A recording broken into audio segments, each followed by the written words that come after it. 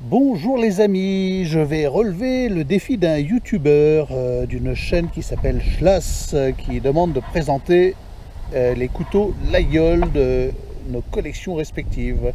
Donc je trouve que c'est un défi sympa parce que le Laguiole est un super couteau, la ligne intemporelle, et il n'y a aucune collection sans de Laguiole, ça n'existe pas.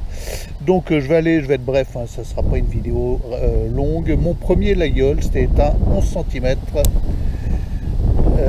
Un couteau de Laguiole, je crois que c'est fabriqué à Béziers, donc plein manche. J'ai ça depuis 40 ans, donc lame carbone. C'est une mouche soudée, mais c'est un très joli montage en corne, en pointe de corne. Voilà, donc ça c'est mon premier. C'est un couteau que j'ai acheté quand j'avais 17 ans, que je pouvais à peu près passer pour majeur et entrer dans une coutellerie. Je rêvais d'un Laguiole, c'était chose faite.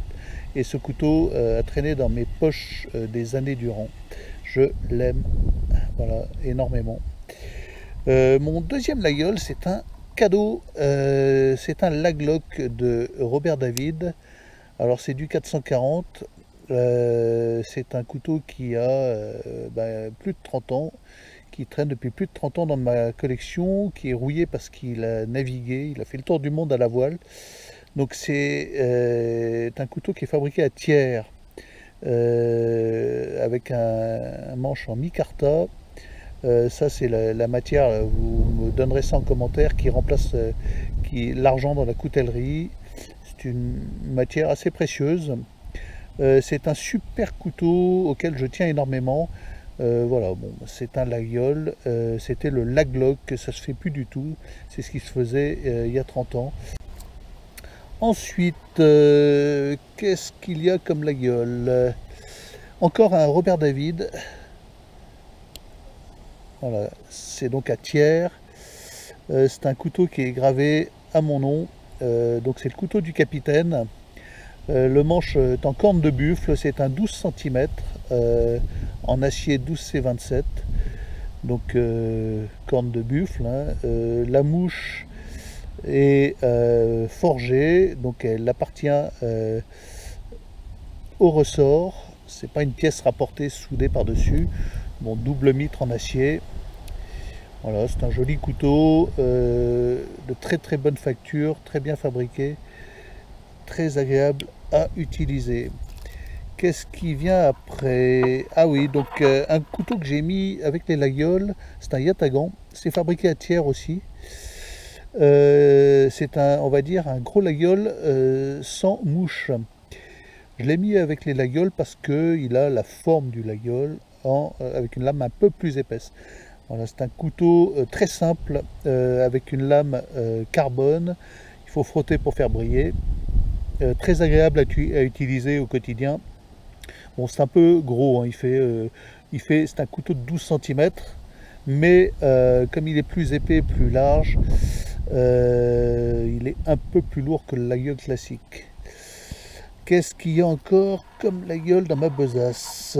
Ah, un joli, là on arrive dans les jolis, un Dubuc plein manche guilloché à la main, donc avec évidemment la mouche forgée, donc guillochage intégralement fait à la main.